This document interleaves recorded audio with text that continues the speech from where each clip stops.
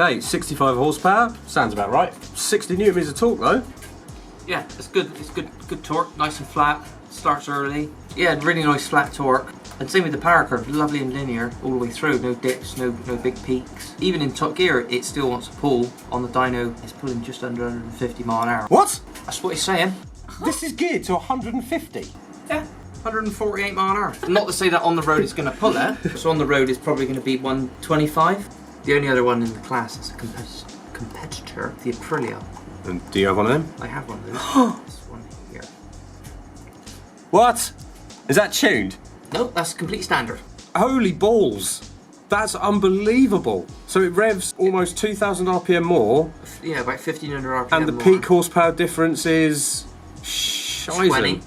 So this is why they're doing a bit well in twins racing. If you're a home builder and you're not an engineer, you pick an Aprilia. And you just get on it and ride You it. just get on it and ride it. Whereas everything else needs work. Yes. But, same again, as a road bike. Oh, it smashes it, yeah. It smashes it down the bottom end. Is this why a lot of them are going bang as well? Yeah, I think so. There's a lot of them. Wow. That's nuts. But then it's the same with these. The Kawasaki and the SV, they're very tunable. They are better than the Aprilia. Tuned, whereas the Aprilia, I think we haven't done a huge amount with it, but I think looking at what other people have done, they're very much on their limit. Standard, looking at what Prokovic claim for a full system, it doesn't gain a huge amount. Right. Whereas this bike does. Gemma, you look like a hobbit. Thanks.